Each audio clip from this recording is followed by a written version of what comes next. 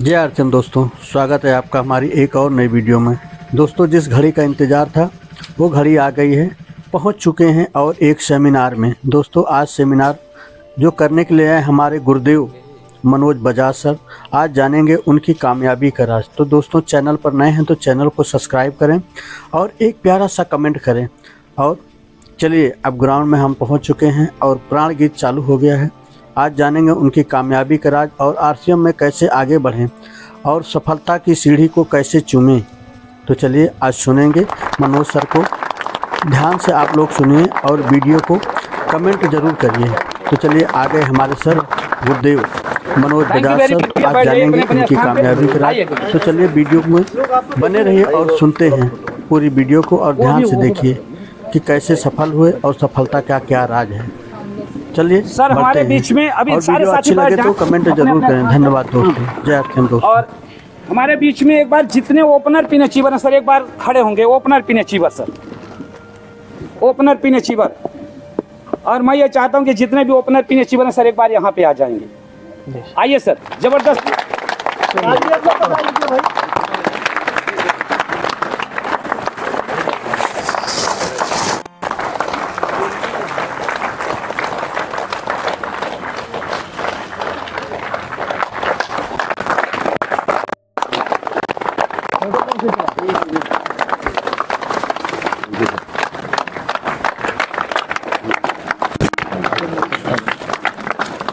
आइए शुक्ला जी।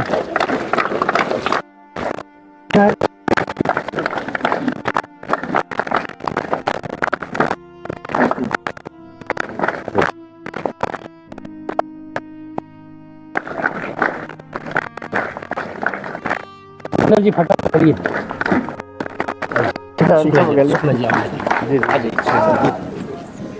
सब लोग क्यों नहीं बोलते नमस्कार? जीएसटी लग गया क्या कुछ? उत्तर प्रदेश सरकार ने कोई नमस्कार पे टैक्स लगा दिया क्या? अच्छा, लगाने वाले हैं। कई बार होता लग जाता है तब नहीं बोलते। और कई जय आरसीएम। और अभी जितने भी साथी हमारे बीच में आए हैं जो कामयाबी की मिसाल है आपके बीच में, उन्होंने इस बात का दोहा मनवा के बताया कि आरसीएम बिजनेस में केवल दुकान बदलकर अपना घर का जो राशन है सामान बदलकर इसमें रॉयल्टी जैसी इनकम दी जा सकती है। आपने देखा यहाँ कुछ रॉयल्टी एचीवर भी आई थी अभी। तो रॉयल्टी का मतलब आप जानते हैं क्या होता है? कुछ लोग, अगर कुछ बहनें बैठी हैं इनसे पूछता हूँ, आप रॉयल्टी का मतलब जानते हैं जी? कुछ जो जानता है वो हाथ खड़ा करेगा। रॉयल्टी का मतलब बहुत बढ़िया। चलिए, बाकी लोग नहीं जानते। अच्छा, आपने कुछ जानता है रॉयल्टी का मतलब? रॉयल्टी का मतलब होता है जब वो ऊपर वाला ईश्वर, अल्लाह, गॉड, वाहिगुरु, किस भी नाम से आप उसको जानते हैं, जो भी एक सुप्रीम पावर है या नहीं है, वो जब बिना बताए, वैसे तो वो बताता ही नहीं है लेकिन समझाने के लिए बता रहा हूँ, बिना बताए, बिना कोई व्यवस्था के, बिना कोई आपकी प्लानिंग के जब आपको ऊपर उठा लेता है, उसके बाद जो इनकम आती है उसको रॉयल्टी जो बोलते हैं। आरसीएम में वो इनकम आती है जिसमें आप साबुन, कपड़ा, पेस्ट, नमक, कपड़ा बदल के रॉयल्टी जैसी इनकम ले सकते हैं। यानी कि रॉयल्टी का मतलब है आपके जीवन के साथ भी इनकम आती है। तो जब जीवन में दुकान चला जाता है, ट्रेन टिकट सबकी जेब में है, दिखाई नहीं देता है, उसके बाद जो इनकम आती है उसको रॉयल्टी बोला जाता है। तो ये जितने भी लोग आपके बीच में आए थे ये रॉयल्टी के ऊपर आ चुके हैं। ऐसे ही एक हादसा अभी पिछले महीने हमारी टीम में एक रॉयल्टी पे बीकानेर से 30 नवंबर को उनको थोड़ा सा दिक्कत हुआ, सर्दी लगने लगी। और 1 तारीख को, 1 दिसंबर को मुझे फ़ोन आता है कि मेरे को अभी डॉक्टर ने चेक किया, डेंगू हो गया है। 58 साल की उनकी उम्र थी और 2 साल पहले आरसीएम करना उन्होंने स्टार्ट किया था सर। और 2 दिन ट्रीटमेंट घर पे दिया डॉक्टर ने, क्योंकि शुरुआती दौर में ट्रीटमेंट घर पे दिया जाता है। और तीसरे दिन उनको प्लेट्स ज़्यादा डाउन हो गया तो उनको एडमिट कर दिया गया। चौथे दिन उनको और ज़्यादा दिक्कत हुआ, प्लेट्स 21,000 आ गया तो उनको आईसीयू में दे दिया गया। तो 5वें दिन प्लेट्स चढ़ाया गया लेकिन कोई एंटीबॉडी काम नहीं कर रही थी उनकी बॉडी में। तो डॉक्टर ने बोला इनको जयपुर लेके जाइए, अर्जेंट है, बड़े हॉस्पिटल में। तो उनको जयपुर रेफर कर दिया गया। वहाँ जाके उनको 70% वेंटिलेटर पे दे दिया गया और धीरे धीरे उनके फेफड़ों में पानी भरना स्टार्ट हो गया और लगभग थोड़ा बहुत रिकवरी हुई, यानी उनकी ज़्यादा नहीं कर सकते। फिर उनकी क्लीनिंग हुई और 18 तारीख को उनकी डेथ हो गई। यानी कि 1 तारीख से लेकर 18 तारीख के में ही सारा काम हो जाता है। और बिल्कुल अपने जैसे आज बैठे ऐसे स्वस्थ घूम रहे थे अपने जैसे आप बात कर रहे हैं। 29 तारीख को 28 तारीख को मेरे साथ थे। 24 नवंबर को एनिवर्सरी में लगभग अपनी टीम से वो 60 लोगों को लेके आए थे 59 से, और 24 से लेकर 28 तक मेरे साथ थे वो, मतलब वर्किंग पे थे। और 29 तारीख को वो घर पहुंचे हैं, यानी कि 28 तारीख नाइट में मेरे वहाँ से रवाना हुए। मेरे को बोलते हैं अभी मेरे को जाना है, किसी को भी हो सकता है। और 18 तारीख को सबकी डेथ हो जाती नहीं रहे। और उसके बाद उन्होंने एक सिस्टम किया, और उनके जाने के बाद दिसंबर में उनका प्लेटिनम हुआ है, यानी कि उनकी पिन का लेवल बड़ा है, इसको बोलते हैं रॉयल्टी इनकम। तो आज थोड़ा सा आपके बीच में आया हूँ चल के राजस्थान गंगानगर से। आवाज़ आ रही है सबको? Yes sir. अगर किसी को नहीं आ रही तो थोड़ा बताएंगे, वो आगे आ जाएंगे। एक बार एक साधु महात्मा का सत्संग चल रहा था, और कुछ लोग पीछे से बोल रहे थे आवाज़ नहीं आ रही। तो बाबा जी ने बोला जिसको आवाज़ नहीं आ रही वो हाथ खड़ा करो। तो कुछ लोगों ने ऐसे हाथ खड़ा किया। तो बाबा जी बोलते हैं जब आवाज़ आ ही नहीं रही तो फिर हाथ क्यों खड़ा किया? तो ऐसा तो नहीं है ना? ओके, हिंदी मेरा ऐसे ही है, समझ में आ रहा है ना सबको? आ रहा है। ओके, एक बार अपने लिए ताली बजाने सब लोग। जैसे मैंने बताया राजस्थान से, और आरसीएम सिस्टम का मैं 18 साल का विद्यार्थी हूँ। 18 साल पहले मैंने इस कॉन्सेप्ट को देखा था।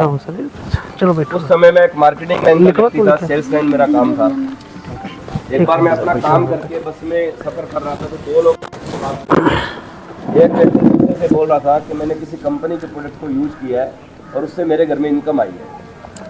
तो मैं उनकी बातों को सुनने लगा, क्योंकि मैंने उनकी बातों को सुनते हुए महसूस किया कि मैं भी प्रोडक्ट यूज़ करता हूँ किसी न किसी कंपनी का लाके मार्केट से। मेरे पिताजी भी करते हैं, मेरे दादाजी भी करते आए हैं, उनके पिताजी भी करते आए हैं, लेकिन आज तक कभी भी कोई पैसा लौट के नहीं आया।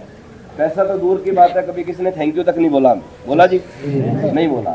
तो मेरे को उसकी बातों में थोड़ा इंटरेस्ट होने लगा। जैसे जैसे वो बात कर रहे थे मेरे को अच्छा लग रहा था सुनने में। जैसे मेरा स्टॉप आने वाला था, 18 वर्ष पहले इस प्रकार का मोबाइल नहीं होता था, ना ये इंटरनेट का ज़माना था। उस समय ये टेक्नोलॉजी नहीं थी। उस समय ये कीपैड का जो फ़ोन है वो हो सकता है थोड़ा बहुत कुछ लोगों के बड़े शहरों में आया होगा। तो मैंने उनसे पूछा सर ऐसी कौन सी कंपनी है जिसके सामान यूज करने से इनकम आती है? तो उन्होंने मेरे को बोला कि आपका भी स्टॉप आने वाला है, क्योंकि लास्ट सिटी वही थी हमारी बस की, और मेरा भी आने वाला है। आप मुझे संडे के दिन यानी कि रविवार के दिन घर पे मिलो, 10 बजे से लेकर 1 बजे तक मैं आपको घर पे मिलूँगा। तो संडे के दिन मैं उनसे मिलने के लिए गया। उन्होंने मेरे को आरसीएम बिजनेस की जानकारी दी, इसके बारे में, इसकी खूबियों के बारे में बताया, और बहुत सारी चीज़ें मुझे बताई। और बताने के बाद पूछा भी आपको क्या समझ में आया और कैसा लगा? तो मैंने उनको बोला कि सर मेरे को इसमें कुछ भी समझ में नहीं आया है, क्योंकि मेरी इस प्रकार का कोई बैकग्राउंड नहीं था। मैंने पहले कभी अपने जीवन में इस प्रकार का कोई मॉडल होता है, इस प्रकार की कोई कंपनी होती है, 0 इन्वेस्टमेंट पे आप बिजनेस कर सकते हैं, मैंने मेरे जीवन में कभी नहीं सुना था। मेरी लाइफ की पहली कंपनी आरसीएम है। सॉरी, मेरे जीवन की पहली कंपनी आरसीएम है, और मेरे जीवन की आखिरी कंपनी भी आरसीएम। अब तो वही रहेगी और रहनी भी चाहिए। Yes sir. तो मैं अपने आप को भाग्यशाली मानता हूँ कि मेरे को पहली बार में आरसीएम का प्लान किसी ने दिखाया, तो मैं लकी आदमी हूँ इस मामले में। और उन्होंने जब पूरी जानकारी दी तो मैंने कहा मेरे को कुछ भी समझ में नहीं आया।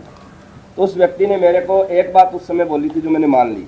जैसे आज आप बहुत सारे भाई बहन नए पुराने सब आए हैं, तो जिसने भी मुझे आपको बुलाया, अगर वो आपको कुछ जानकारी दे, आपको कुछ बात बोले, तो हो सकता है आप उसको मान लें। तो मानने से हो सकता है आपके जीवन में परिवर्तन आ जाए। जैसे यहाँ से हमारे लीडरशिप अचीवर क्या मनोज जी नाम जी सर जी, तो वो यहाँ से क्या बता रहे थे कि वो व्यक्ति मेरे को उस समय अच्छा तो नहीं लगा, लेकिन आज मेरे को वो अच्छा लगता है। यानी कि उस समय वो हो सकता है शैतान का रूप में नजर आया हो, लेकिन आज वो भगवान के रूप में नजर आ रहा है ना। तो शैतान का भगवान बन जाता है, ये उसकी महिमा है। तो इसी प्रकार उन्होंने मेरे को एक बात बोली थी। उन्होंने कहा था अगर आपको कुछ भी समझ में नहीं आया है, वो मैं आप नए साथियों को बोलना चाहता हूँ, अगर आपको अभी तक जितनी भी बात यहाँ पे हुई है, अगर उसमें से कुछ भी समझ में नहीं आया, मान लीजिए एक बात, आप उस बात को मान लेना जो मैंने मानी थी। अगर वो आप मानेंगे तो फिर आप मेरी तरह इस बिजनेस में कामयाब होके इस प्रकार के स्टेज पे आ सकते हैं। Yes sir. तो उन्होंने पहली बात मेरे को बोली कि अगर आपको कुछ भी समझ में नहीं आया तो हमारे घर पे कुछ सामान पड़ा है। उस व्यक्ति ने बोला जैसे आप मार्केट से लेके आते हो, आपकी जरूरत का कोई भी आपको साबुन चाहिए, पेस्ट चाहिए, नमक चाहिए, जो भी चाहिए, उसी प्रकार आप मेरे घर से पैसा देके 100, 200, 500 जो भी आपकी इच्छा है, वो सामान आप मेरे घर से लेके जाइए और इसको इस्तेमाल करके देखिए। तो मैंने उनके कहने से, उस समय एक वॉशिंग पाउडर आता था आरसीएम का, एक चाय की पत्ती थी और एक साबुन था, ऐसा कुछ था, कुछ प्रोडक्ट मैंने उनके कहने से खरीद लिए, उनसे ले लिए। और उसके बाद जाके मैंने मेरे घर पे मेरी माँ जी को, मेरी वाइफ को बोला भी इन सामानों को आप यूज़ करके बताइए कैसे है। एक बात का मैं ध्यान आपका उस तरफ ले जाना चाहता हूँ, जैसे हम आज इस मीटिंग में आए हैं किस लिए कि हम इस बिजनेस में कामयाब कैसे होंगे, यही है। Yes sir. भाई आपके घर में लाखों रुपए महीने की इनकम कैसे आए, उसी लिए आए हैं। Yes sir. अगर आपको लगता है कि कोई चुटकुले सुनने आए हैं, किस्से कहानियां सुनना चाहते हैं, उसमें आपको मजा आता है, तो मेरे को बहुत आती है वो। Yes sir. क्योंकि 18 साल से मैं आरसीएम कर रहा हूँ, तो मैंने बहुत कुछ कहानियां किस्से सुने ही होंगे। Yes sir. अगर वो सुनना चाहते हैं तो मैं आपको वो भी सुना सकता हूँ 1 घंटा, आपको बड़ा मजा आएगा उसमें। Yes sir. लेकिन हमारा मकसद क्या है आज कि आप जिस प्रकार से आए हैं अगर उसी प्रकार वापस चले गए तो आना और नहीं आना कोई फायदा नहीं होगा। Yes sir. इससे बढ़िया तो आप इस ठंडी में घर पे बैठ के कोई मूंगफली रेवड़ी खाते तो ज़्यादा बढ़िया रहता है। Yes sir. तो यहाँ अगर ठंडी में आए हैं तो इसका मकसद है कि आपके जीवन में कोई ना कोई बदलाव आए। Yes sir. आपके जीवन में आर्थिक रूप से, जैसे यहाँ से भी महाराज जी बता रहे थे अपने बारे में, तो स्वार्थ और परमार्थ दोनों जब समरते हैं ना तब कुछ जिंदगी में मजा आता है। Yes sir. अगर एक चीज समर गई और एक नहीं समझी तो कोई फायदा नहीं होगा। तो ये जो मिशन है ना, ये जो कॉन्सेप्ट है, राष्ट्रीय अभियान है, ये हमारे दोनों संवारने के लिए आया। और मैं तो कई लोगों को यहाँ तक बोलता हूँ, बहुत बड़ी बात बोलता हूँ, लेकिन बहुत कम लोगों को समझ में आती है। अगर कोई मोक्ष की प्राप्ति चाहता है तो वो भी आरसी में मिलती है। Yes sir. इसको समझने वाला चाहिए, तो बहुत बड़ी बात है ये। तो एक बात मैं आपका ध्यान ले जाना चाहता हूँ, आपसे ही पूछना चाहता हूँ, आपका भाई हूँ छोटा, अगर उस दिन उस व्यक्ति के घर पे आरसीएम का प्रोडक्ट नहीं होता और वो मुझे ये बोल देता कि आपको मैंने आरसीएम की जानकारी दे दी है सर, 5 किलोमीटर दूर आरसीएम की दुकान है, वहाँ से जाके आप आरसीएम का सामान लेके आइए, क्या मैं उस दुकान तक पहुँच पाता? नहीं सर। अगर उस दिन उस व्यक्ति के घर पे आरसीएम का सामान नहीं होता तो शायद आज मैं भी आरसीएम में नहीं होते सर। नहीं होता। यस। क्यों नहीं होता? क्योंकि अगर वो मेरे को बोलता 5 किलोमीटर दूर दुकान है, आरसीएम की सामान लेके आइए, तो मैं जैसे ही उस दुकान पे जाने लगता तो मेरे को कई मेरे लोग, परिचित लोग मिलते और मेरे से पूछते कहाँ जा रहे हो, तो मैं उनको क्या बोलता, कहाँ जा रहा हूँ? आरसीएम का सामान लेने जा रहा हूँ। तो क्या वो मुझे पहुँचने देते वहाँ तक? नहीं सर। नहीं देते। क्यों नहीं? वो मुझे क्या बोलते, कोई बोलता मैंने करके छोड़ दिया है, जी सर। कोई बोलता आरसीएम का सामान महंगा है, बोलते कि नहीं बोलते? बोलते हैं सर। आज ये सारे डाउट क्लियर करने हैं, महंगा है या सस्ता है ये भी आपको समझते जाना है। जी। तो कोई बोलता आरसीएम का सामान महंगा है, कोई बोलता है इसकी क्वालिटी बढ़िया नहीं है, कोई बोलता है इसमें तो भैंस बिक जाती है, आता कुछ भी नहीं है, कोई कुछ बोलता, कोई कुछ बोलता, और मेरे को वहाँ से जाने से पहले ही काम मेरा पूरा पक्के में कर देते हो। जी। और वो मेरे को मिलते तो शायद मैं आरसीएम में होता भी नहीं। तो पहली बात, अगर हमें कामयाब होना है आरसीएम में, जो हमें सीखनी चाहिए, जो समझनी चाहिए कि उस व्यक्ति के घर पे आरसीएम का सामान था तो उसने मुझे तुरंत दे दिया। अगर हम आरसीएम में बड़ा काम करना चाहते हैं, बड़ी कामयाबी चाहते हैं जी सर। तो सबसे पहले क्या करना पड़ेगा, जितने भी भाई बहन अभी सुन रहे हैं, आप सबके घर पे आरसीएम का डिस्प्ले वॉल होना चाहिए। Yes sir.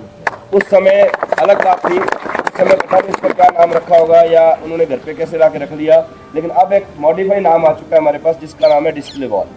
अगर आप आरसीएम बिजनेस में बड़ी कामयाबी चाहते हैं, 2 तरह के लोग होते हैं, एक होते हैं यूजर और एक होते हैं बिजनेस थिंकिंग के लोग। आप मार्केट में किसी भी दुकान से साबुन लेने के लिए जाते हैं तो वहाँ पे आप जाके, आपको तो एक ही साबुन चाहिए, लेकिन क्या शॉप पे एक ही पड़ा होता है? नहीं। आप किसी भी ब्रांड का मांगते हैं, उस पर 10-15 तरह के ब्रांड होते हैं, 15-20 तरह की साबुन वहाँ पे पड़ी रहती है, लेकिन वो आपको एक ही चाहिए, लेकिन उसके पास सब तरह का पड़ा रहता है। तो उसके पास सब तरह का इसलिए पड़ा रहता है क्योंकि वो एक बिजनेसमैन है, वो एक दुकानदारी करता है। और आप अगर केवल और केवल स्वास्थ्य लाभ लेना चाहते हैं आरसीएम में, तो आप अपनी मर्जी से एक साबुन ले सकते हैं, आप हेल्थ गार्ड भी ले सकते हैं, तो आपको स्वास्थ्य लाभ मिल जाएगा। लेकिन अगर आप इस बिजनेस में बड़ी कामयाबी चाहते हैं, जो आपको पैसे की दृष्टि से मिले, आर्थिक रूप से मिले, स्वास्थ्य की दृष्टि से मिले, खुशी से मिले, जो भी आप चाहते हैं, नेम एंड फेम चाहते हैं, तो फिर आपकी जो सोच है वो एक बड़ी सोच आपको मानसिकता रखनी पड़ेगी। उसके लिए आपको बड़ा नेटवर्क बनाना पड़ेगा। तो हमें क्या करना है, अगर अभी तक आपने डिस्प्ले वॉल नहीं खोला है अपने घर पे, वो 10,000 से खुलता है, लगभग 10,000 का प्रोडक्ट पहली बार आपको लेना पड़ता है। और ये 10,000 का प्रोडक्ट क्या होता है, ये आपको एक स्टॉक मिलता है, यानी कि आपके पास पड़ा रहता है। इससे आप क्या कर सकते हैं, आपको एक बिलिंग का पावर मिल जाता है, आप खुद की आईडी पे बिल काट सकते हैं, आप अपनी टीम का बिल काट सकते हैं, और आप आगे किसी को भी ये सेल कर सकते हैं। तो आपके पास ये 10,000 का प्रोडक्ट पड़ा रहता है हमेशा। तो ये डिस्प्ले वॉल हो गया।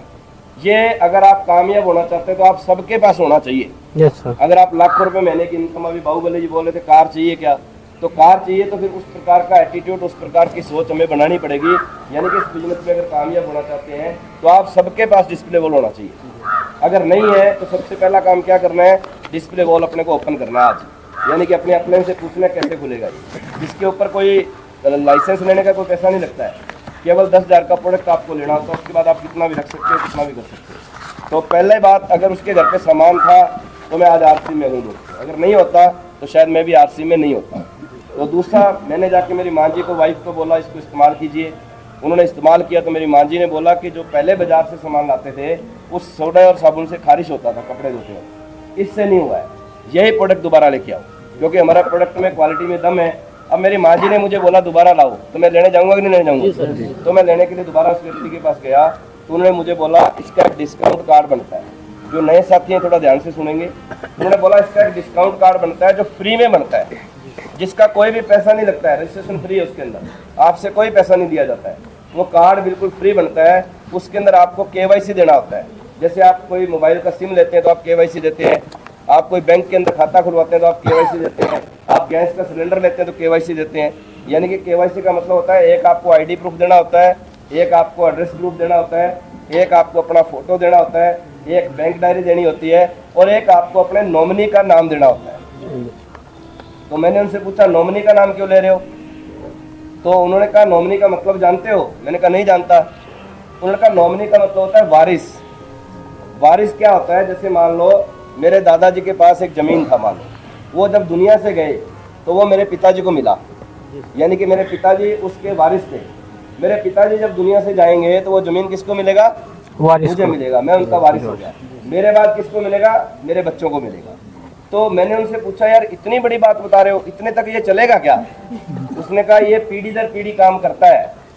आप दुनिया में कोई भी काम एक बार करते हैं तो आपको पैसा एक बार आता है। कितनी बार आता है? एक बार सर। मान लो कोई टेलर मास्टर है, उसने एक बार शर्ट को सिला और आपने उसको पैसा दे दिया, तो दोबारा अगले दिन आपको वो मिलता है, बोलता है नमस्कार, आप उसको बोलोगे आज फिर पैसा ले जाओ?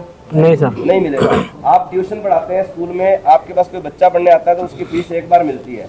आप किसान हैं, आप कोई फसल को बो देते हैं, मान लो धान की खेती करते हैं, तो जब धान आप किसी सेठ जगह यहाँ डालते हो तो आपको पैसा एक बार मिलता है। जी सर। यानी कि जिंदगी में हम कोई भी काम एक बार करते हैं, हमें पैसा एक ही बार मिलता है। सही है जी? Yes sir. ये दुनिया का अनोखा सिस्टम है, 8वां अजूबा है। इसमें आप कोई भी काम को एक बार कर देते हैं और वो काम अगर होता रहता है आपके बिना बताए भी, तो आपके घर में तब तक पैसा आता रहता है जब तक वो काम होता रहता है। जैसे मान लो आप में से मैंने किसी को फोन नहीं किया, आज मैं आपके बीच में आया हूँ, क्या आज मेरे आपके बीच में आने से पहले आप मेरे को जानते थे? नहीं सर। कभी मुलाकात हुई? नहीं सर। अच्छा, आप में से वो लोग हाथ खड़ा करेंगे जो आरसीएम का सामान यूज करते हैं अभी? क्या बात है, ओ माय गुडनेस, एक बार ताली बजा लो आप अपने लिए। कितने लोगों से आप खड़े हुए? अब मुझे बताइए, मैं आपके पास आया नहीं, मैंने आपको कभी फोन नहीं किया, कभी मैं आपसे परिचय नहीं हुआ, उसके बाद भी आप आरसीएम का सामान यूज करते हैं। इसका मतलब ये हुआ कि मैंने जिस काम को एक बार किया था वो काम आज आगे से आगे होता जा रहा है। Yes sir. वो काम अगर होता जा रहा है तो मेरे घर में पैसा आता जा रहा है। अब मैं आपके बीच में आया हूँ तो भी पैसा आएगा, जी सर। और नहीं आता तो भी पैसा आता। तो आप यहाँ पे बैठ के कोई अगरबत्ती लगाते हैं ना, ओम जय जगदीश हरे, यस सर। तो हरे हरे महाराज जी कहाँ पहुंच जाते हैं? गंगानगर राजस्थान। आप इधर बोलते हो ओम जय जगदीश हरे, तो हरे हरे गंगानगर राजस्थान पहुंचते हैं। क्योंकि क्यों पहुंचते हैं? क्योंकि आप सब मेरे आरसीएम के परिवार का हिस्सा बन चुके हैं। ये इसकी पावर है। तो आप भी जब किसी काम को एक बार करेंगे, जब वो आगे से आगे बढ़ता जाएगा, बढ़ता जाएगा, बढ़ता जाएगा, तो उसके बाद क्या होगा? फिर आपके साथ भी इसी प्रकार की इनकम आएगी। जैसे हमारे देश के अंदर अभी 150 करोड़ जनसंख्या है लगभग। मान लो मेरे कितने बच्चे हैं? 2 बच्चे मान लो, ऐसे समझो, मेरे 2, एक बेटा की बेटी है, तो मेरे पास 2 बच्चे हैं, लेकिन भारत देश की जनसंख्या कितनी है? 150 करोड़।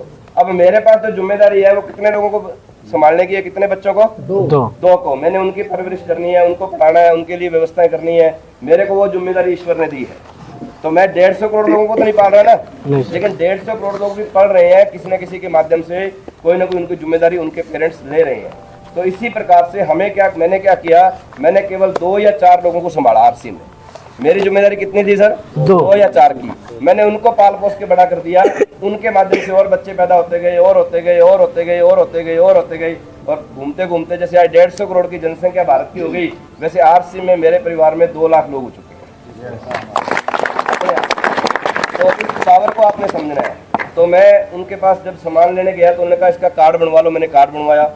अच्छा, कार्ड जो होते हैं 2 तरह के होते हैं। एक होता है गरीबी का कार्ड। कितने लोगों का बना हुआ है जी? जिस पे गेहूं राशन मिलता है अपने को सरकारी, शर्म नहीं करनी है लगभग, क्यों क्या फर्क पड़ता है, बना ही रखा है आपने जी सर। तो उसको क्या बोला जाता है, गरीबी का कार्ड। कौन सा कार्ड जी? गरीबी का कार्ड। भाई आप बुरा नहीं मानना, हो सकता है आपके पास 4 चक्के वाली गाड़ी घर में खड़ी हो, लेकिन अगर आप गेहूं ला रहे हैं या धान ला रहे हैं जो भी फ्री में सरकार देती है, तो सरकार के कागजों में आपका नाम गरीबी रेखा के पास लिखा गया है। भले ही आपके घर में गाड़ी खड़ी है, तो सरकार आपको गरीब मानती है, तभी आपको गेहूं देती है, देती कि नहीं देती है? तो एक होता है गरीबी का कार्ड, और आज हम आपके बीच में आए हैं अमीरी का कार्ड लेके। कौन सा कार्ड लेके? अमेरिका। 2 तरह के कार्ड है। पहला गरीबी का कार्ड जो आज से पहले आपका बना है, उसमें सरकार आपको गरीबी मानती आ रही है, और एक होता है आरसी में अमीरी का कार्ड। तो आपके बीच में जितने भी लोग आज आए हैं, ये सब अमीरी का कार्ड लेके आए हैं। इस कार्ड की वैल्यू को समझना अगर बन गया तो ये कार्ड आपको अमीर बना सकता है। धीरे धीरे सामान हम लाए तो 6 महीने निकल गए। 6 महीने बाद हमारे घर पे एक इनकम आती है, उसके ऊपर लिखा था 1459 रुपए, यानी कि 1459 रुपए डीडी आता था उस समय, डिमांड ड्राफ्ट। उस समय ये फंड ट्रांसफर नहीं होता था, ऑनलाइन सिस्टम नहीं था। तो हम वो डीडी लेके, डाक लेके उस व्यक्ति के पास गए। हमने कहा सर ये कोरियर आया है। तो उसने कहा आप भाग्यशाली इंसान है जिनके घर पे आरसीएम से इनकम आती है, वो सब लकी लोग होते हैं, इनकम जिनकी आती है, नेक कमाई आपके घर पे आई आरसीएम। जी सर। तो उन्होंने कहा एक काम और बोलता हूँ लास्ट, बस 3 काम मैंने आपको बोले हैं। पहला आपने मान लिया प्रोडक्ट का, दूसरा आपने मान लिया कार्ड बनवाने का, और तीसरा एक काम लास्ट और मान लो। मैंने कहा क्या बोलिए? उन्होंने कहा इस पैसे को निकाल के बैंक में से 500 रुपये ला के मुझे दे दो। हम लोग भीलवाड़ा जा रहे हैं कंपनी विजिट के लिए। उस समय 500 रुपये लगता था 18 वर्ष पहले, और आप मुझे 500 दे दो, आपको कंपनी भीलवाड़ा विजिट करवा के लाते हैं। तो मैंने कहा यार जब 2 मान ली तो एक और मान लेते हैं। तो मैंने 500 रुपये ला के उनको दे दिए, वो मुझे भीलवाड़ा लेके गई। भीलवाड़ा में मैंने बहुत सारे लोगों से मेरी मुलाकात हुई, हिंदुस्तान के सभी क्षेत्रों से, सभी स्टेटों से लोग आ रखे थे। उसमें बहुत सारी बहनें थी, बहुत सारे भाई थे, बुजुर्ग लोग भी आ रखे थे। तो मैंने ऐसे ही पूछा किसी को, मैंने कहा बुजुर्ग आदमी का इसमें क्या काम है? तो उन्होंने कहा इसमें उम्र का कोई बंधन नहीं है, इसमें ना कोई जाति का बंधन है, ना कोई उम्र का बंधन है, ना कोई भाषा का बंधन है, ना कोई आपकी पढ़ाई लिखाई का महत्व है। आप 0 अंगूठा छाप है तो भी आरसी में लाखों रुपए कमा सकते हैं, आप PhD होल्डर है तो भी आरसी में कमा सकते हैं, आप गांव के हैं तो भी कमा सकते हैं, आप कुर्ता पजामा पहनते हैं तो भी कमा सकते हैं, अगर कोई साड़ी पहनता है, लेडीज बहन है तो वो भी कमा सकती है। ना तो इसमें उम्र का बंधन है, 18 साल से लेके उसके ऊपर के कोई भी उम्र का आदमी मैंने आरसी में 18 सालों में देखा है। जो लोग गवर्नमेंट जॉब करते थे, रिटायर्ड हो गए 60 साल में, 7 साल के बाद आरसी करके आज स्टार रूबी लेवल पे है, 7 साल बाद। तो इसमें कोई ऐसा बंधन नहीं, आप कैसा खाते हैं, कैसा पहनते हैं, कैसा बोलते हैं, कौन सी स्टेट में रहते हैं, इससे कोई फर्क नहीं पड़ता। इस काम को वो लोग कर सकते हैं जो इंसान है। कितने लोग इंसान है जी? सभी। जो 2 टांगों पे दिखाई दे जाए आपको समझ लो वो कर सकता है, वो इंसान कहलाता है। अच्छा इसको कौन कर सकता है? क्या क्वालिटी चाहिए? जो लोग कपड़ा पहनते हैं वो इसको कर सकते हैं। एक बार वही लोग हाथ खड़ा करेंगे जो कपड़ा पहनते हैं। सब पहनते हैं। सभी पहनते हैं? Yes sir. आप नहीं पहनते सर? देखो कपड़ा पहनना हमारा शौक है या मजबूरी है? भाई कलर कोई भी पहनो, लेकिन पहनना तो जरूरी है। अच्छा दांत को मंजन करना हमारा शौक है या मजबूरी है? मजबूरी है सर। भाई ये मजबूरी है, अगर नहीं करोगे तो लोग ऐसे करके पास बैठेंगे, जी सर। और नहीं करोगे तो लोग उठ के दूर चले जाएंगे, कहेंगे यार कहाँ बिठा दिया। तो ये मजबूरी है। खाना खाना हमारी मजबूरी है, मंजन करना हमारी मजबूरी है, नहाना धोना हमारी मजबूरी है। और मजबूरी से अगर पैसा आने लग जाए तो मजा आ जाएगा कि नहीं आ जाएगा? आ जाएगा सर। तो ये मजबूरी से आता है, ये सारे काम हमारी मजबूरी है। तो वहाँ बहुत सारे लोगों से मैं मिला, और इस सदी के युग पुरुष आदरणीय TC छाबड़ा साहब के लिए ताली चाहेंगे। इनसे भी वहाँ कहाँ से आए हो? मैंने कहा राजस्थान गंगानगर से सर। उन्होंने बोला आरसीएम कैसा चल रहा है? मैंने कहा अच्छा नहीं चल रहा है। बोले क्या हुआ? मैंने कहा लोग बोलते हैं आपकी दुकान दूरी पे है, लोग बोलते हैं हमें उधारी मिलता है, कोई बोलता है हमें स्कीम मिलती है, कोई कुछ बोलता है, कोई कुछ बोलता है। तो उन्होंने उस पर एक बात बताई थी कि आपको बाजार में उधार मिल सकता है, स्कीम मिल सकती है, कुछ भी मिल सकता है, लेकिन आपकी तकदीर अगर बदलेगा ना, वो आरसीएम का प्रोडक्ट बदलेगा। इसको पकड़ के जाना आज। तो मैंने उस बात को समझा। और आज अगर आप इनकम से प्रभावित होते हैं, क्योंकि जैसे बहुत सारे लोग इनकम बता रहे थे, तो पिछले महीने जो मेरे को इनकम आरसीएम से आई है उसमें से 61,000 रुपये, कितना जी? 61,000 रुपये मैंने केवल आरसीएम की इनकम पे टैक्स दिया है 1 महीने का। मैंने इनकम नहीं लिखी, कितनी है मैंने ये लिखा है कि 1 महीने का मैंने क्या दिया है जी? टैक्स। 1 महीने का आरसीएम से जो इनकम आती है, अभी 1 महीने की बात कर रहा हूँ मैं, साल की मैंने नहीं लिखी है। और अगर किसी को भरोसा नहीं है तो मीटिंग के बाद आप मेरे मोबाइल पे तो जादू लगा रखा है मैंने, आप बड़े में खोल के दिखा दूंगा। जी सर। अगर किसी को डाउट है तो उसमें देख सकते हो आप। नहीं सर। तो 61,000 रुपए एक महीने का टैक्स गया है। किसका? ये आरसीएम की इनकम का गया है, ऐसा नहीं मेरे और अन्य कामों से टोटल टैक्स गया है। आरसीएम से जो पैसा आता है वो 61,000 रुपए मेरे को एक महीने का मैंने टैक्स पे किया है। जी सर। और भारत देश के अंदर 95% लोग ऐसे हैं जिनकी इनकम आज 50,000 से नीचे है, यानी कि कितनी भी हो सकती है। किसी की 5,000, किसी की 7,000, किसी की 10,000, किसी की 15,000, किसी की 20,000 और किसी की 50,000 तक मान लो। 95% लोग भारत में, सब जगह ऐसा ही है। ऐसा नहीं कि आपके उत्तर प्रदेश में ऐसा है तो राजस्थान में ऐसा नहीं है। आप चेक करो, आपके यहाँ पे कामयाब लोग ज्यादा है या नाकामयाब ज्यादा है जी? नाकामयाब। यहाँ पे बेरोजगार ज्यादा है या रोजगार ज्यादा है? बेरोजगार। सब जगह ही ऐसा है। जी सर। ऐसा थोड़ी है राजस्थान में ऐसा नहीं है, वहाँ भी ऐसा ही है। तो 95% लोग ऐसे हैं जिनकी इनकम आज 50,000 से तक करती है, वो कोई भी हो सकती है। इससे ऊपर जाओगे तो 2 से 3% लोग ऐसे हैं जिनकी इनकम 1 से लेकर 3 लाख रुपए महीना होती है। और 1% लोग ऐसे हैं जिनकी इनकम भारत देश में 5 लाख से ऊपर कितनी भी हो सकती है, वो करोड़ भी हो सकती है, 10 करोड़ भी हो सकती है, 5 लाख से स्टार्ट होगी। तो मैं आपको ये बताने के लिए आया हूँ, अगर आपने सीरियस होकर इस काम को समझ के कर लिया तो आज आप कैसे भी दिखते हैं कोई फर्क नहीं पड़ता है। आपको ये सिस्टम 1% लोगों में लाके खड़ा कर सकता है। Yes sir. ये सिस्टम की ताकत है। और एक चीज आपसे और पूछना चाहता हूँ, 18 वर्ष पहले मैंने आरसीएम बिजनेस को समझा था। कितने साल पहले जी? 18 वर्ष। हमारे में कुछ तो ऐसे होंगे जिनकी 18 साल टोटली उम्र हुई होगी। तो 18 वर्ष पहले जब मैंने आरसीएम को समझा था, एक सवाल आपसे पूछता हूँ, आपको बात समझ में आ जाएगी। उस दिन आरसीएम जिस दिन मेरे को बताया जा रहा था, क्या उस दिन केवल और केवल आरसीएम मुझे ही बताया गया था या पूरे भारत में और लोगों को भी किसी को बताया गया होगा? आप मानते हैं? Yes sir. मेरे अलावा ऐसा तो नहीं मैं एक ही व्यक्ति था जी उस दिन? नहीं सर, नहीं। मेरे अलावा किसी को आरसीएम उस दिन बताया ही नहीं गया। मेरे अलावा और लोगों को भी बताया गया होगा, यहाँ तक कि मेरे पड़ोसी को भी बताया गया था। आज पड़ोसी की इनकम 0 है। कितनी है जी? 0। और मैं महीने का कितना टैक्स दिया जी मैंने? 61,000। अब ये अंतर को समझना आपने, क्योंकि बहुत सारे लोग आपको मिलते हैं, बोलते हैं ये आरसीएम किया था, मेरी तो कामयाबी नहीं आई। ये अंतर क्यों आया? ये अंतर को समझ के जाना आपने। यानी कि मेरे पड़ोसी की इनकम 0 है, उसने भी उस दिन आरसीएम समझा था, और मैं 61,000 रुपये टैक्स दे रहा हूँ। ये अंतर क्या है? इस अंतर को समझो आप। एक स्टोरी से आपको पहले रिलेट करवाना चाहता हूँ। एक बार भोलेनाथ जी और माँ पार्वती जी ऊपर भ्रमण कर रहे थे, घूम रहे थे। तो एक जगह वो रुकते हैं तो माँ पार्वती देखती है कि भोलेनाथ जी के एक बहुत बड़े भगत हैं, बहुत पुराने भगत हैं, 20-30-50 सालों से जो भी मान लो। और वो क्या देखते हैं कि वो भोलेनाथ जी के भगत जो है सुबह उठने के बाद सबसे पहले पूजा पाठ करते हैं, जल चढ़ाते हैं, और जब अपना पूरा रीति रिवाज से पूजा कर लेते हैं उसके बाद कुछ खाना पीना करते हैं। तो वो गरीब थे बहुत सारे। तो माँ पार्वती भोले जी को बोलती है, देखो आप स्वामी दुनिया के मालिक हो, आपके पास किसी चीज़ की कमी तो है नहीं, आपने इस भगत को अमीर क्यों नहीं बना देते? तो भोलेनाथ जी बोलते हैं कि मैं इसको अमीर तो बनाना चाहता हूँ, लेकिन ये बनना ही नहीं चाहता है। जी सर। मैंने कई बार कोशिश कर ली लेकिन ये बनना नहीं चाहता। तो माँ पार्वती जी ने बोला, नहीं नहीं कुछ भी हो जाए प्रभु, आप इसको अमीर बनाओ। अब पार्वती जी ने जब थोड़ा बोला तो भोले जी को बात माननी पड़ेगी। जी सर। तो भोलेनाथ जी ने कहा चलो ठीक है, प्रयास कर लेते हैं। तो उन्होंने अपने मंत्रों से जो भी शक्ति से ऐसे करके हाथ किया और 5 किलो सोना हाथ में आ गया।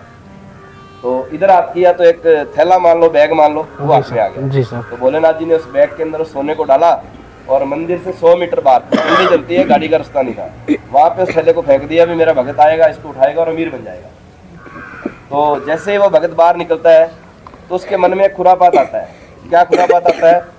यार अंधे लोग कैसे चलते होंगे, आज अंधा बन के देख। तो वो अंधे बनने की प्रैक्टिस करता है, यानी कि आंख बंद करके चलना स्टार्ट कर देता है। जी सर। और वो थैला वहीं रह जाता है और वो चल जाता है, आगे निकल जाता है। अब उसके पीछे पीछे आ रहे थे शिवसागर शुक्ला जी, या मान लो तिवारी जी, या आप में से जो रोल्टी चिप रहे हैं, या मेरा ही मान लो 1 मिनट के लिए, चलो समझने के लिए मैं ही आ रहा था और मैं आंखें खोल के आ रहा था। जी सर। और मेरी नजर पड़ गई सोने पे।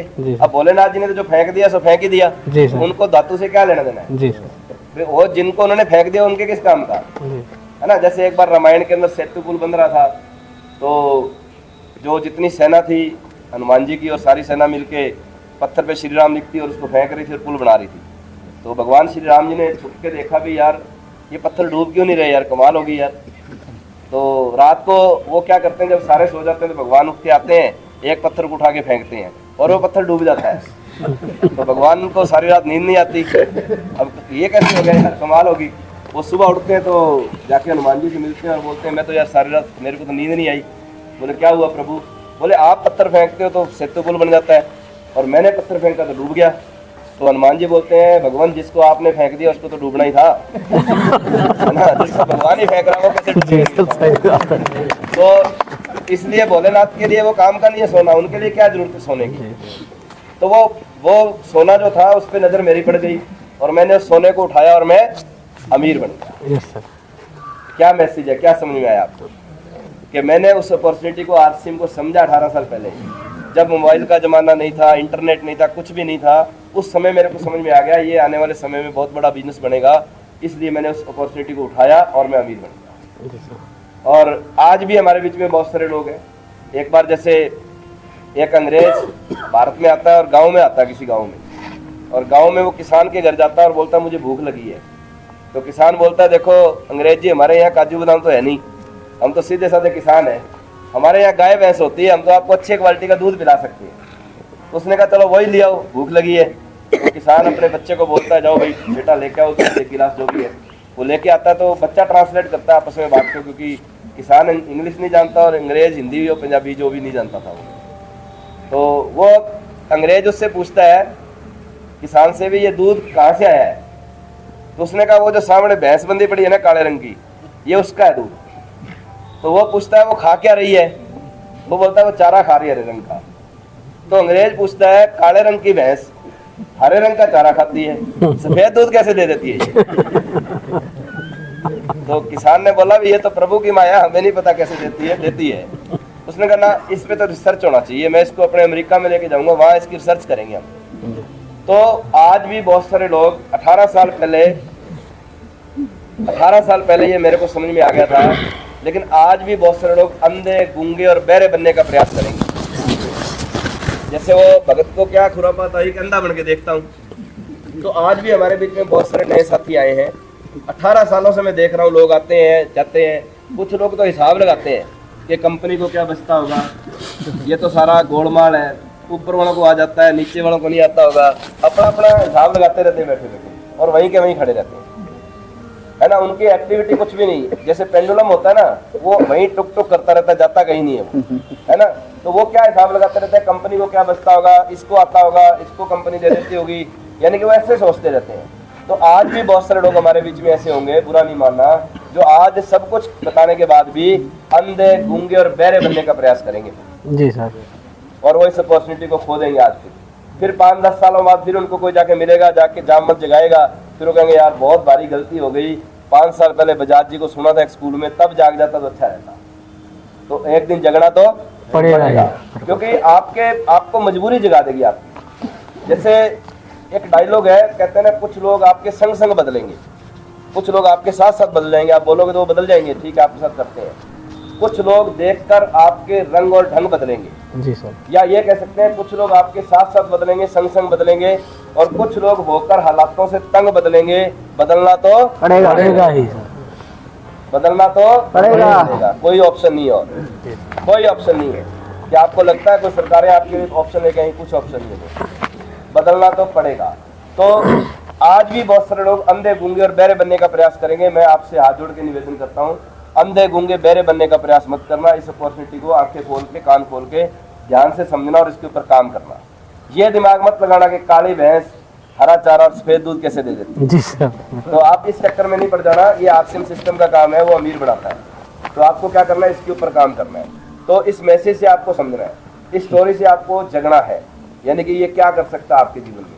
अगर मेरे जीवन में ये 61,000 रुपये टैक्स देने का मेरे को बढ़ा सकता है 1 महीने का, तो यहाँ बैठे प्रत्येक व्यक्ति को बढ़ा सकता है। बिल्कुल सर। ये सबके लिए बराबर काम करता है, सबके लिए इसके ऊपर थोड़ा सा फोकस करना है। और क्या करना है, अगर आपके दिमाग में ऐसी कोई बात है कि यार इसमें सामान तो महंगा होता होगा, तो मैं थोड़ा आपको 1-2 उदाहरण देके आपका वो भी डाउट पहले क्लियर कर देता हूँ, फिर अपने और बातें करेंगे जिसके लिए आया हूँ। मिशन मार्च को लेके अपने बात करेंगे। तो क्या है देखिए, पहले तो मैं आपको थोड़ा सा प्रोडक्ट के बारे में बता दूँ। ये एक पेस्ट पड़ी है हमारे पास हरे रंग का, इसका नाम है कैविगो हर्बल पेस्ट आरसीएम का। अच्छा, आप में से बहुत सारे लोग देखो, कुछ गलतियां ऐसी होती हैं जो हम अनजाने में करते हैं। अनजाने में अगर कोई गलती हो जाए तो उसको इंसान भी माफ करता है और भगवान भी माफ करता है। अनजाने में गलती हो जाएगी। जैसे मान लो आप ट्रेन में जा रहे हो और कोई मान लो ये धर्मेंद्र जी ट्रेन में मेरे आगे खड़े चढ़ रहे हैं और इनको गलती से मेरा हाथ से धक्का लग गया और मैं बोलता हूँ सॉरी यार भाई सब गलती से लग गया, तो ये क्या बोलेंगे? कोई बात नहीं यार। और मान लो ये ट्रेन में चढ़ रहे और मैं इनको धक्का देकर बोलता चढ़ना यार, तो फिर अब मैंने जानबूझ के गलती की है तो झगड़ा होगा कि नहीं होगा? Yes sir. वैसे ही अगर आप अनजाने में कोई गलती करते हैं तो चाहे वो भगवान है, चाहे वो ईश्वर है, चाहे वो इंसान है, वो उस गलती को माफ करता है। और अगर हम जानबूझ के गलती करते हैं तो उसको इंसान भी माफ नहीं करता और भगवान भी माफ नहीं करता। अब हमारे बीच में बहुत सारे साथी ऐसे बैठे हैं जिन्होंने ये तिलक लगा रखा है। इसका मतलब क्या है कि हम धार्मिक लोग हैं, पूजा पाठ करने वाले लोग हैं, भगवान ईश्वर अल्लाह के अंदर हमारी आस्था है। जी। अब मैं आपसे एक सवाल पूछता हूँ, अगर आप आज से नहीं करते हैं, मान लो 1 मिनट के लिए उदाहरण मान लो, तो आज सुबह आपने एक टेस्ट किया होगा घर पे जो पड़ा आपके, वो कोई भी ब्रांड हो सकता है, कोलगेट हो सकता है, पाम प्रेसिडेंट हो सकता है, कोई भी आप XYZ नाम जो जानते हैं। अब आप अनजान है, आपको पता नहीं है, आप उस पेस्ट को करने के बाद सुबह उठ के भगवान की पूजा पाठ करते हैं, तो अब आप क्या गलती कर रहे हैं? देखिए उसमें उस पेस्ट के अंदर लिखा हुआ है कि हम इस पेस्ट के अंदर मरे हुए पशुओं की हड्डियों के चूरे का इस्तेमाल कैल्शियम के लिए करते हैं। अब मुझे बताइए, इससे पहले आपने कभी पढ़ा नहीं, आपको उसके बारे में मालूम ही नहीं है, आप करे जा रहे हैं, फिर भगवान की पूजा कर रहे हैं। आपको माफ इसलिए है क्योंकि आप अनजान थे, आपको पता ही नहीं है। जी सर, बिल्कुल। अब मुझे बताइए, आज आपको जानकारी हो गई, जी सर। अब कल उस पेस्ट को करके पूजा पाठ करोगे क्या? नहीं सर, बिल्कुल नहीं करेंगे सर। क्यों नहीं करेंगे? क्योंकि आज हमें पता चल जानकारी हो गई सर। अगर अब तक पता नहीं था तो आपकी गलती माफ थी। जी सर। अब पता लगने के बाद अगर आप उस पेस्ट को करते हो जाके और फिर पूजा पाठ करते हो तो फिर आप गुनाह कर रहे हो। जी सर। आरसी में एक तरफ रख दो, आप अगर किसी को सही तरीके से प्रोडक्ट की जानकारी दे देते हैं तो भी आप बाद में करो। जैसे मैंने बोला, एक बार किसी काम को कर दोगे और बार बार होता रहेगा तो समझो आपका आरसी में इनकम आती रहेगी। वो बार बार कैसे होता रहेगा? जैसे मैंने आपको एक पेस्ट का उदाहरण दिया अभी। अब आप आरसी में करें या नहीं करें, जो लोग भी पेस्ट यूज करते हैं, क्या आज के बाद वो मार्केट का पेस्ट यूज करोगे? जी नहीं सर। अब आप पूरी जिंदगी इसमें इस पेस्ट के पीछे लिखा हुआ है, ये नीचे नीचे लाइन लिखी हुई है, अगर आप सीखना चाहो तो यहाँ से भी सीख सकते हो। इस पेस्ट में सबसे नीचे एक लाइन बिल्कुल नीचे लिखी हुई है, this toothpaste does not contain gelatin and bone ash. इस पे लिखा हुआ है। क्या मतलब इसका? इसका मतलब है इस पेस्ट में किसी भी प्रकार की हड्डियों के चूरे का इस्तेमाल नहीं किया गया सर। नहीं किया जाता। इस पे लिखा हुआ है Yes, और उस पे लिखा हुआ किया जाता है। जी। अगर आपको नहीं समझ में आए, इंग्लिश नहीं पढ़नी है, तो आज के वक्त में इस दुनिया में 2 भगवान है। कितने हैं? 2।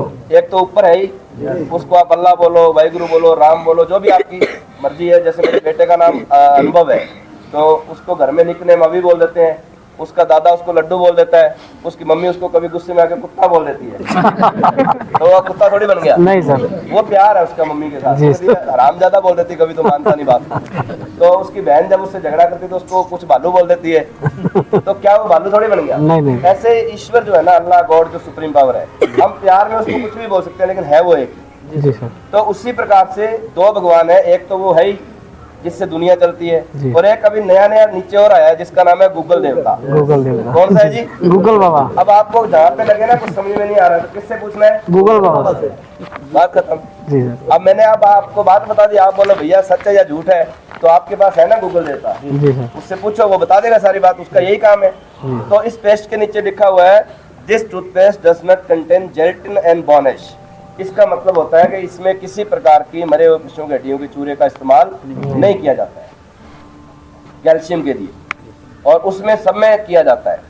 दूसरा, इसके ऊपर एक एरो इधर लगा हुआ है, नीचे लिखा हुआ है नॉन फ्लोराइड फार्मूला पेस्ट। इसका मतलब होता है, फ्लोराइड का मतलब होता है तेजाब, और उस पे लिखा रहता है तेजाब डला है। और उसके ऊपर एक बात और लिखी रहती है, जो है कोलगेट, उस पे लिखा रहता है 6 वर्ष के बच्चे से दूर रखें। ये अगर करवानी है तो अपने सुपरवाइजर में करवाएं, बिल्कुल मामूली से लगवा के उसको पूरा कुरला करवाएं, ये लिखा हुआ है उसके ऊपर। और बाबा रामदेव की पेस्ट दंत क्रांति के ऊपर लिखा हुआ है 7 वर्ष के बच्चे से दूर रखें, वो 1 साल और आगे है।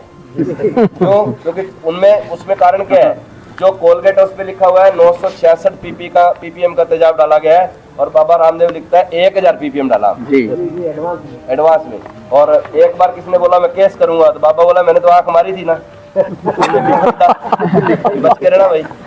तो कहने का मतलब क्या है मेरा, कि उसमें 1000 पीपीएम का तेजाब डाला सही है, बिल्कुल और तेजाब क्या करता है, दांतों को साफ तो तेजाब करेगा, तेजाब का काम क्या है, चमकाना, और लेकिन उसको खत्म भी करेगा साथ में।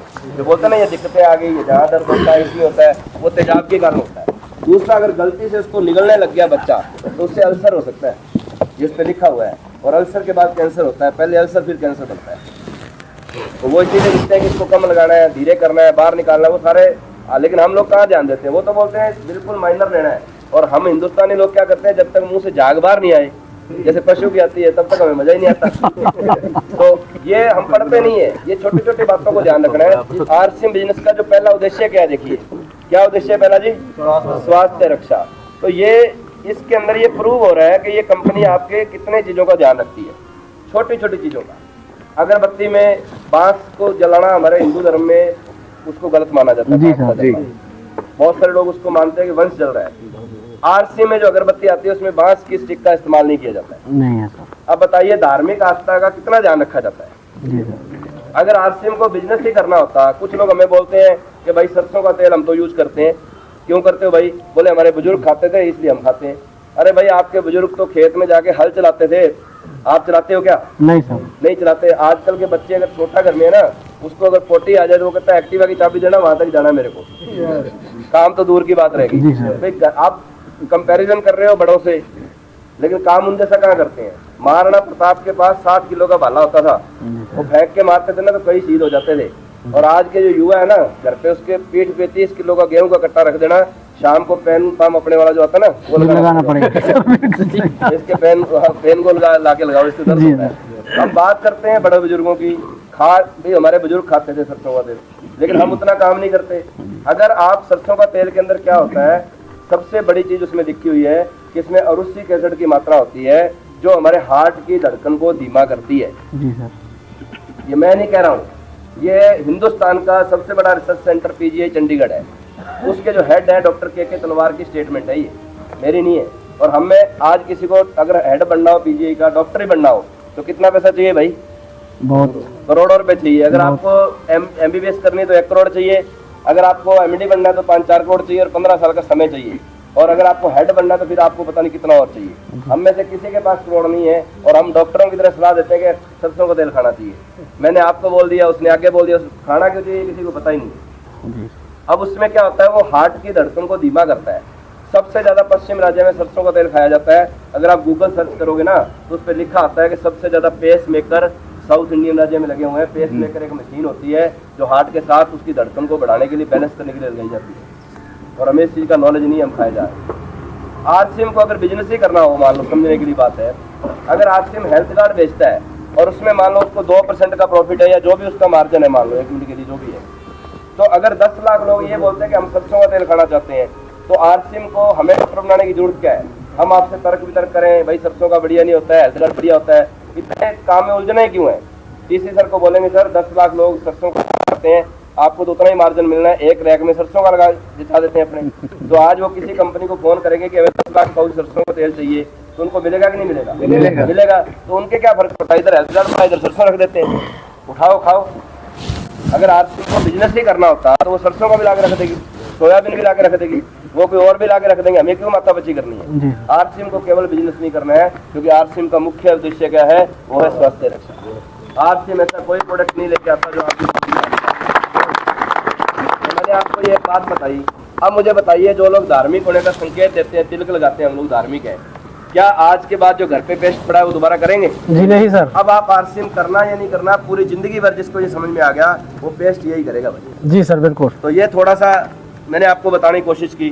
दूसरा, इसमें और क्या है, थोड़ा सा अगर आपको महंगे सस्ते का किसी को प्रॉब्लम आता है तो हमें क्या करना चाहिए, अपने प्लान में हमें 2 फीचर्स ऐड करने चाहिए। पहला, मैं एक नमकीन का उदाहरण ले रहा हूँ आपके बीच में। एक आप स्टोर पे जाते हो, दुकान पे जाते हो, या कोई मेगा बाजार पे जाते हो, वहाँ पे भुजिया पड़ा है, पहला पड़ा है बीका जी का, उसके नीचे लिखा हुआ है 100 रुपये रेट। दूसरा पड़ा है हल्दीराम, उसके नीचे लिखा हुआ है 102 रुपये। तीसरा पड़ा है बिकानो, उसके नीचे लिखा हुआ है 103 रुपये। चौथा पड़ा है आरसीएम, और क्योंकि वो बंदा आरसीएम करता है इसलिए अपनी दुकान पे रख लेता है, इसके नीचे लिखा हुआ है 110 रुपये।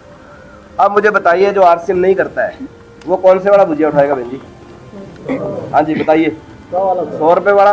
अगर किसी को ज्यादा बढ़िया हल्दीराम का ब्रांड लगता है तो वो कहेगा चलो 100 और 102 में कोई अंतर नहीं है, अपने हल्दीराम ले लेते हैं, जिसको हल्दीराम बढ़िया लगता है। किसी को बिकानो अच्छा लगता है, ब्रांड है, तो वो कहेगा चलो 103 में भी कोई फर्क नहीं पड़ता, बिकानो ले लो। यानी कि वो इन तीनों में से एक ही उठाएगा। उसको बोलो आरसीएम ले लो तो वो क्या बोलेगा, ये तो बहुत प्रमुख ब्रांड है, इनको तो पूरा भारत जानता है। ये बीका जी की ऐड तो अमिताभ बच्चन करता है, इसको तो जन जन पूरी दुनिया जानती है, आपके बारे में तो कोई जानता ही नहीं है। और फिर आपका 110 रुपये काम चूल्हे में, समझ रहे हैं? अमिताभ बच्चन का काम तो भुजिया खाना थोड़ी है, बिकवाना है। अमिताभ बच्चन क्या बोलता है, आपको जानकर बधाई होगी, आपका प्रवेश करोड़ बने करोड़पति में हो चुका है। फिर मेरे जैसा जाता है 20-30 लाख मुश्किल से जीत पाता है। अब मैं गरीब आदमी, कभी 20-30 लाख देखा नहीं, तो मैंने पूछा साहब आप तो बड़े आदमी हो, अब मुझे ये बता दो इसको करूँ क्या पैसे का? तो वो क्या बोलता है, कल्याण ज्वेलर्स पे जाना, ज्वेलरी लेके आ जाना, क्योंकि उसको कल्याण ज्वेलर क्या देता है? जी सर। पैसा देता है। अब मैं भाग के ज्वेलरी लेके आ गया, उनके कहने से भी बड़ा आदमी बोल रहा है। अब 2 महीने बाद पैसे की जरूरत पड़ गई, ससुरा क्या करें अब? तो मैं फिर अमिताभ जी को फोन लगाता हूँ, साहब 1 राय और दे दो, अब क्या करूँ? वो कहता है मैच्योर फाइनेंस में जा, गिरवी रख के पैसे दिया दोबारा। हेलो, तो उनको तो सभी जगह से पैसा मिलता है ना। तो अब मान लो ये बड़े ब्रांड है, अब आपने बोला भी 100 रुपये वाला उठाएगा। अब देखो आपने अगर प्लान में एक लाइन को ऐड कर दिया जो आप प्लान बताते हो, तो उससे आपका रिजल्ट कैसे चेंज होता है? आप इसके नीचे मान लो एक लाइन लिख दी जाए कि ये तीनों के तीनों ब्रांड जो है जिस तेल में बनते हैं उसका नाम है पाम ऑयल। क्या है? Palm oil. और पाम ऑयल का जो रेट है वो 70 रुपए लीटर से लेके ऊपर में 110 रुपए लीटर तक है। बढ़िया है। हेलो,